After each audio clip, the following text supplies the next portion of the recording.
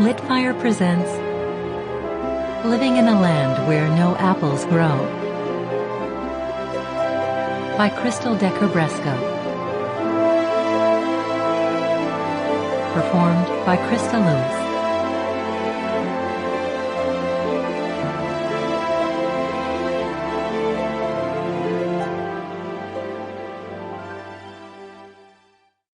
Let the lower lights be burning.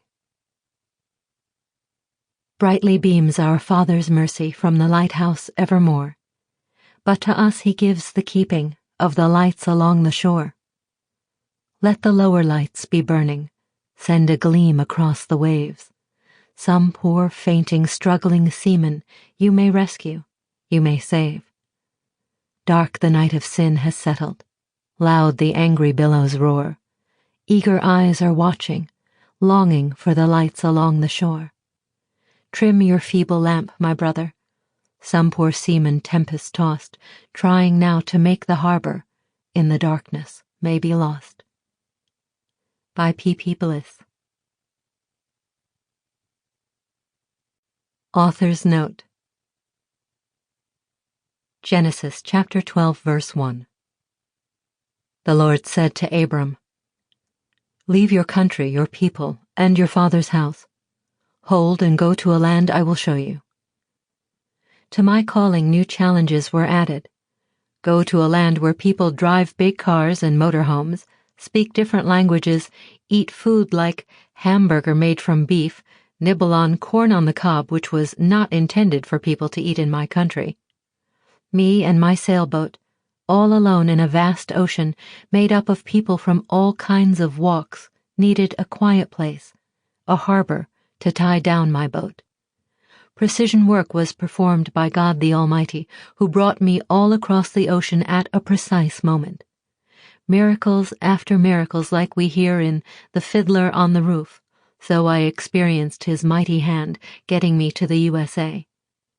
Read last chapter, 1967, in my first book, Mother, If in Heaven There Are No Apples, I Don't Want to Go There. Several lighthouses equipped with bright beacons like Northwest College, the Evangel Chapel, and the Old Church of Medical Lake provided me with much light and a safe harbor. Also, several lighthouse keepers were sent my way. Bill Bresko, my dear husband, who I am dedicating this book to, was my chief lighthouse keeper and inspector. Christel Bresko. Forward. I have always admired the dedication of men and women who have been called by God to carry the gospel message of Jesus Christ to the remote areas of planet Earth. These are my heroes.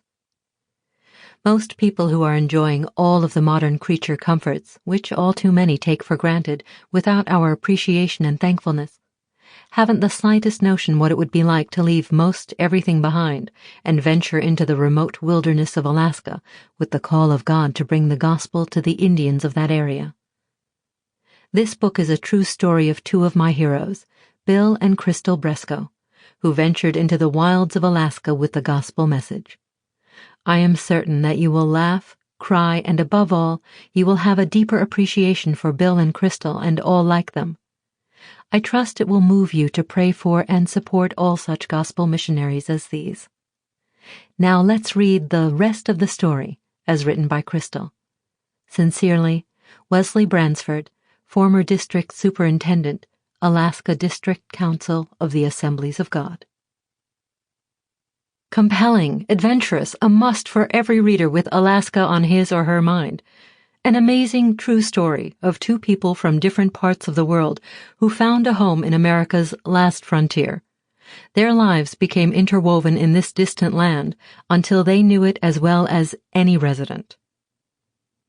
Bill and Christel have made a major investment in Alaska. They chartered new territory in the spreading of the gospel.